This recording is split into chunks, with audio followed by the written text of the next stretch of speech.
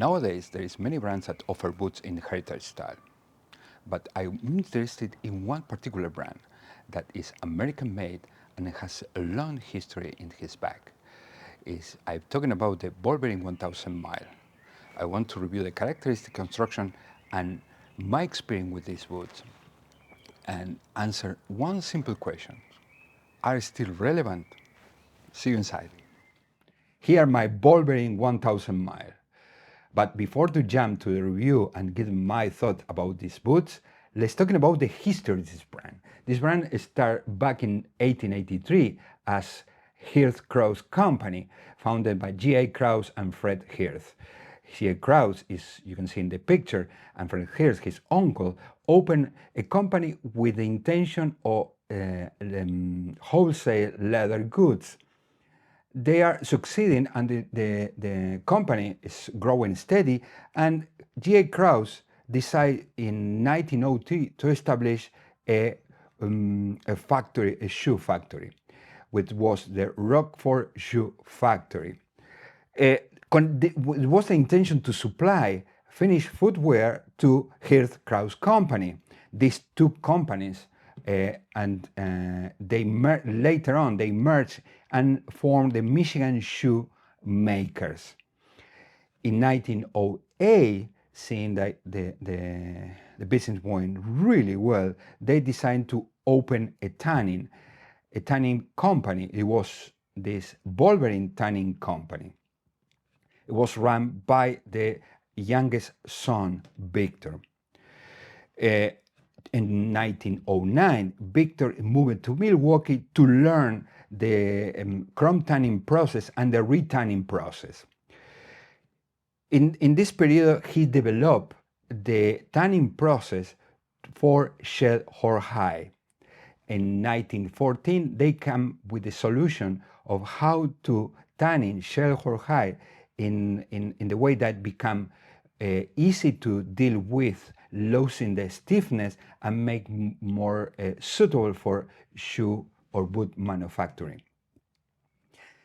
They released the first batch of boots made of shell horse, promoting as a 1000 mile. You can see in the advertising of that era that they say they can last 1000 mile, but let's see how much make these boots last.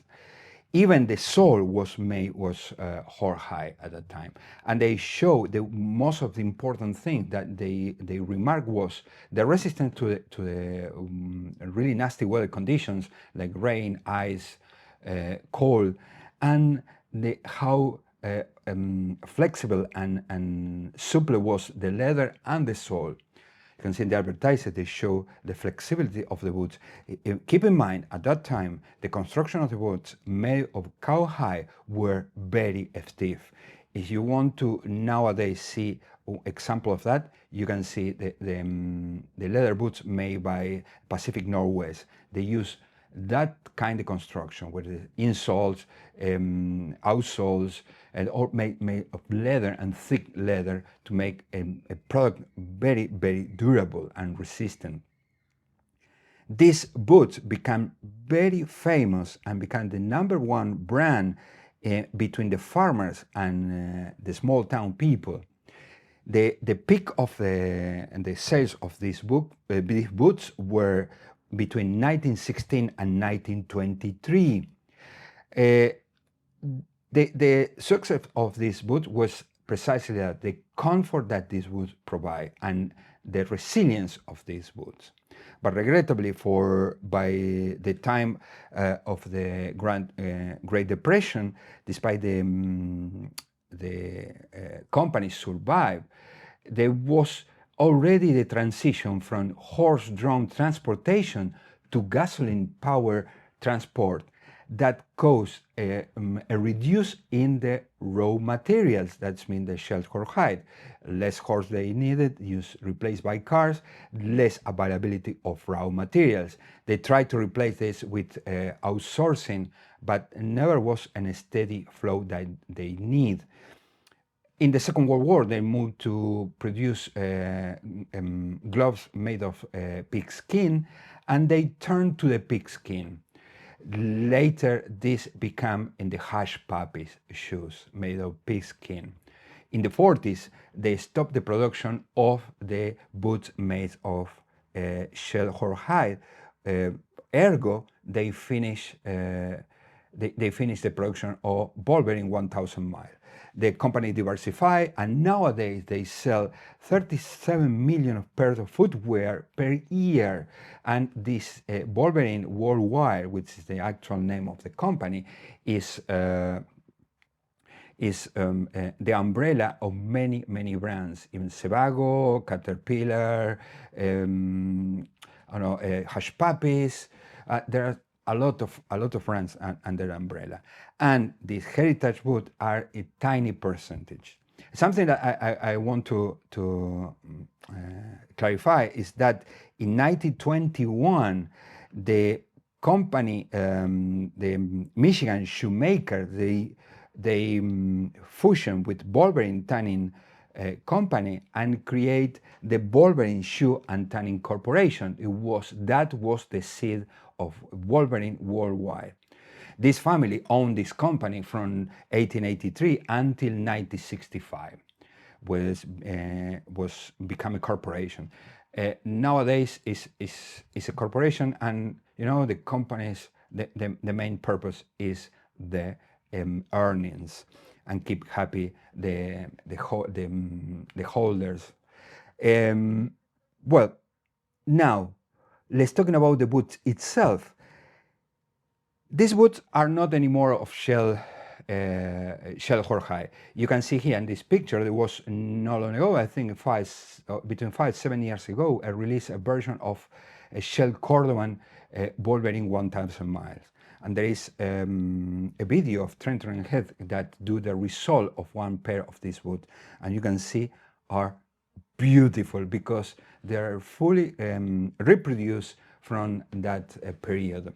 These are what they say is an homage really to this Wolverine 1000 mile heritage boots.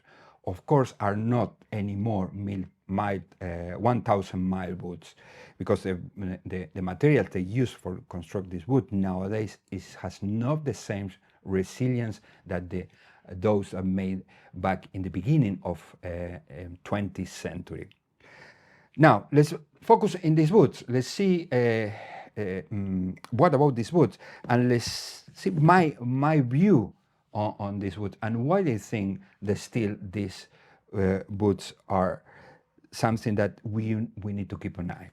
First one, these are American-made boots. They are, despite Wolverine produce more than 80% of the footwear abroad, China, Mexico, and other countries, these boots still are made in USA, in Rockford. It's not, they don't use any more shell Cordovan, but they use Chromaxel from Horween.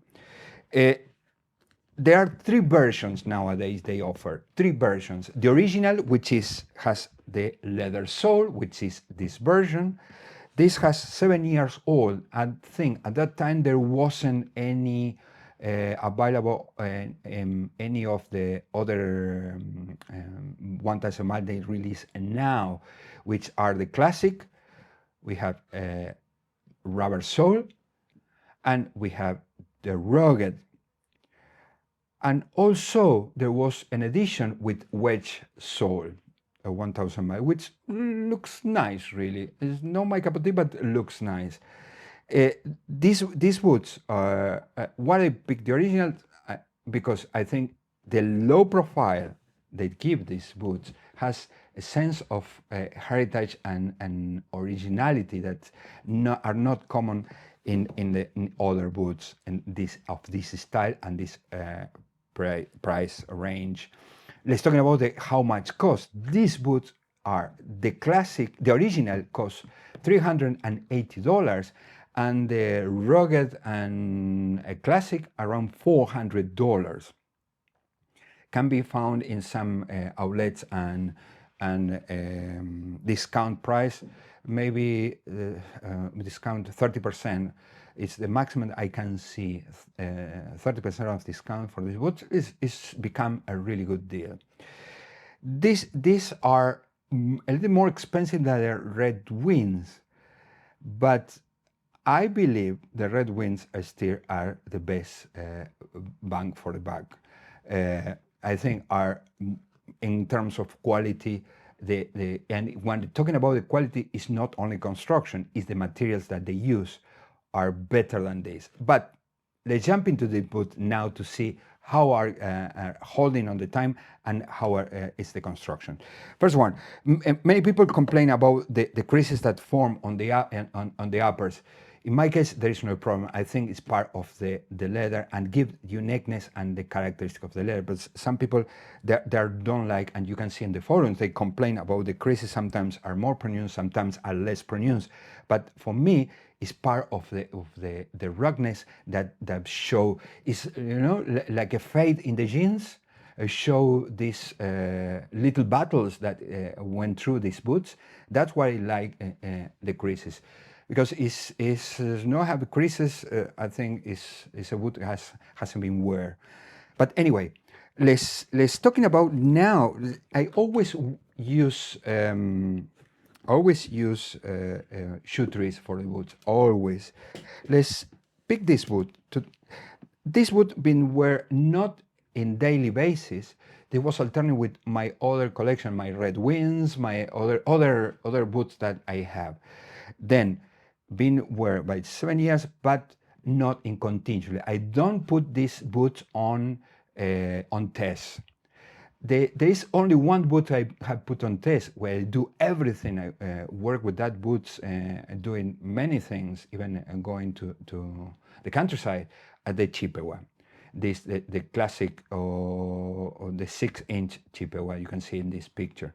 These are very, very beaten boots for me and still holding really well. I have no problem, nothing fall apart from that boots. But anyway, let's put that aside. Let's go back to these boots. The wearing of these boots was just in the city. I live in England, which is very, very rainy and wet weather most of the time. Then this boot has been through rain and weather and rainy conditions, and was couple times soaking wet, a couple times, and you can see it's holding really well. And let's start seeing how is the attachment of the welt to the sole itself. These are Goodyear welt construction. It's very simple. What make this is the Goodyear welt construction make this resolvable and easy resolvable. Many people has the skills to resolve Goodyear welt boots. But you see, this is 270. Most of the work boots, the original one was 360. You're gonna see the Wolverine 1000 mile. I was seeing the picture of I put again is 360 Goodyear welt. The welt is very well attached to the sole. There is no come apart. There is no come apart. It's really well attached. The stitches are really nice. The stitching holding really well and really nice. Good density. Look at the uppers. This boot had never been conditioned. I never put a drop of conditioner in this boot. Just brush every day after use, and that's it, and carry on. I never use any conditioner. Look at this. In matter of fact, this could look a little bit dry. This, but holding really well. No need this. This good thing of this boot is the chrome axle is low maintenance. Is amazing.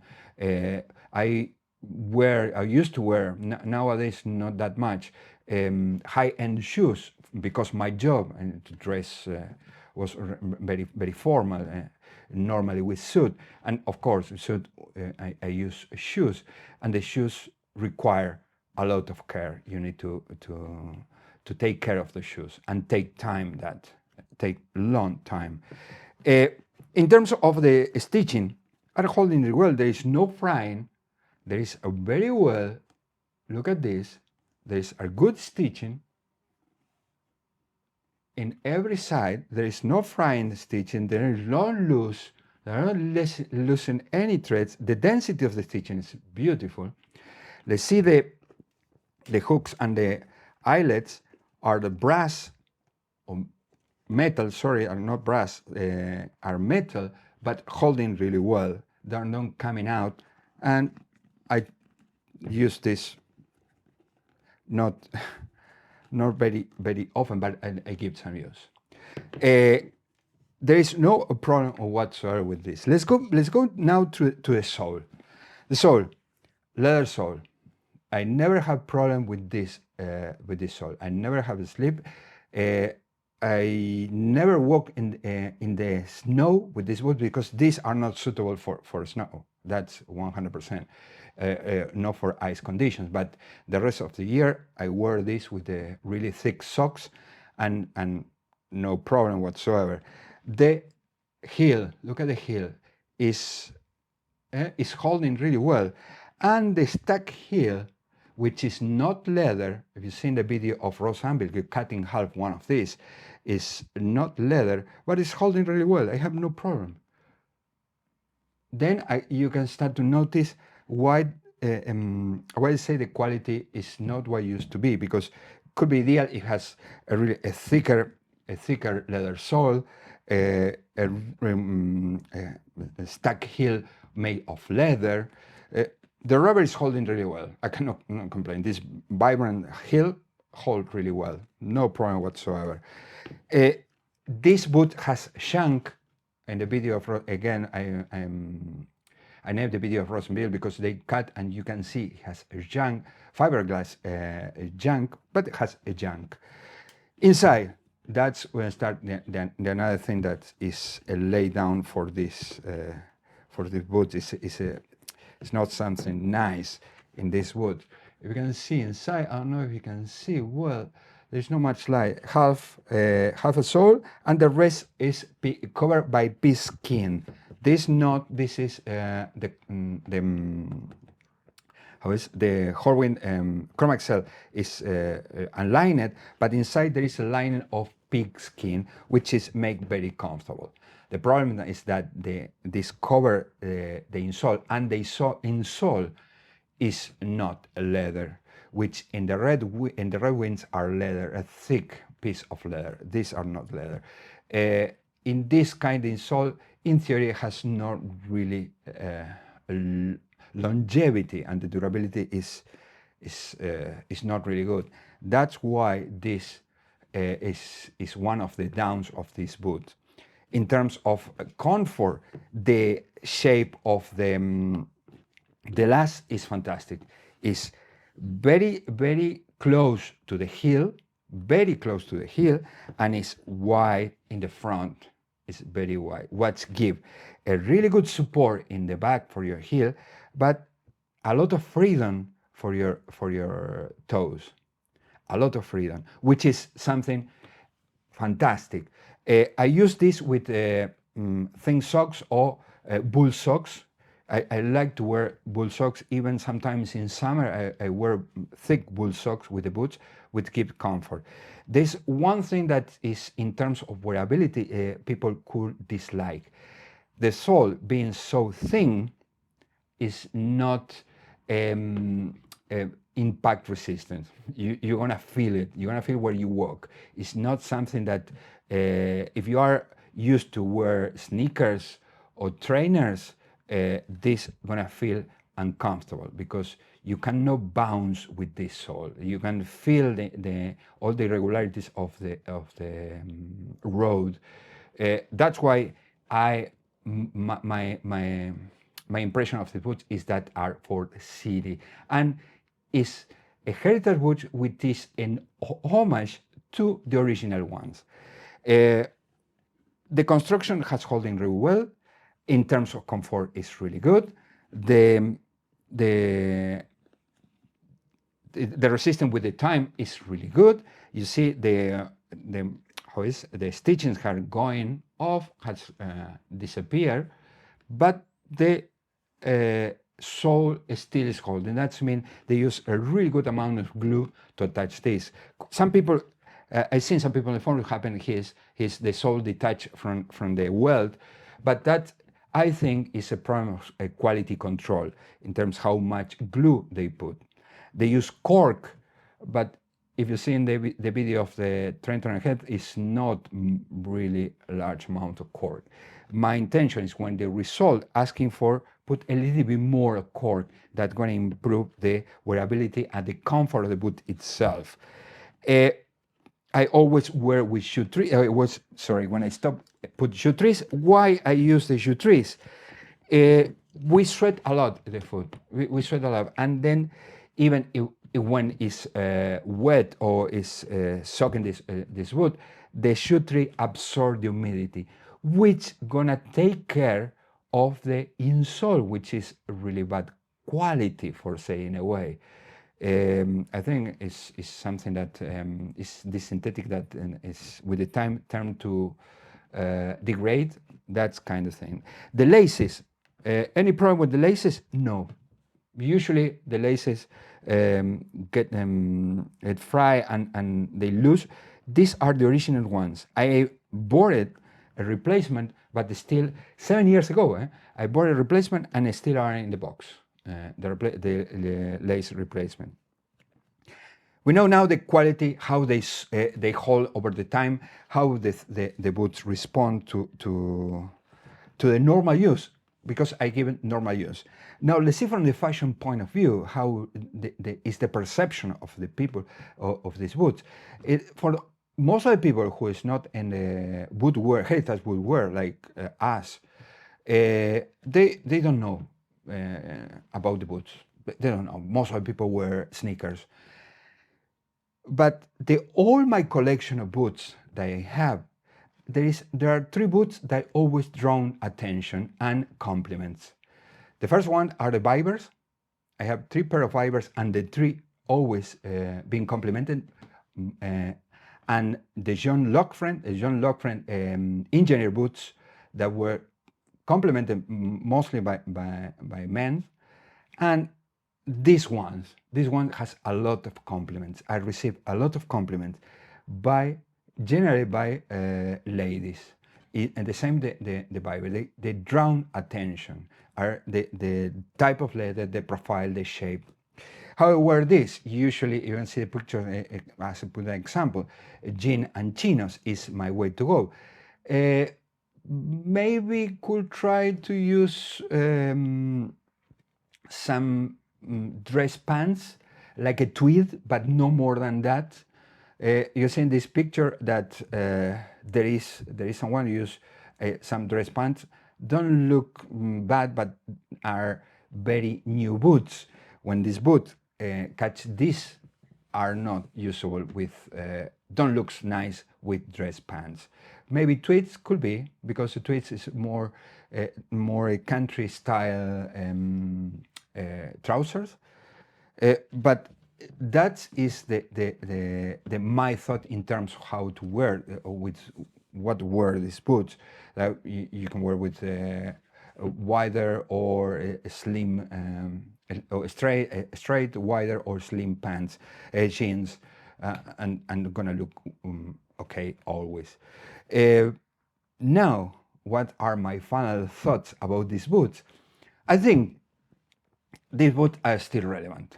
They has a place in the heritage style. It has a place. There has uniqueness. They were very famous for 10 years or more than that. Was very famous and widely used, and they proved the resistance in the field. But nowadays are not anymore what used to be. A Wolverine made of shell cordovan, even the sole, you need to be a special tanning, a thickness for that sole. It could cost around $2,000 or a little bit less, but it could be unaffordable.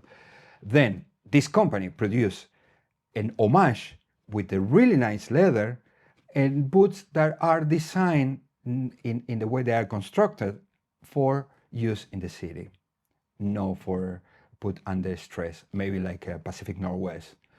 but are relevant? Yes, they are. See you in the next. Bye.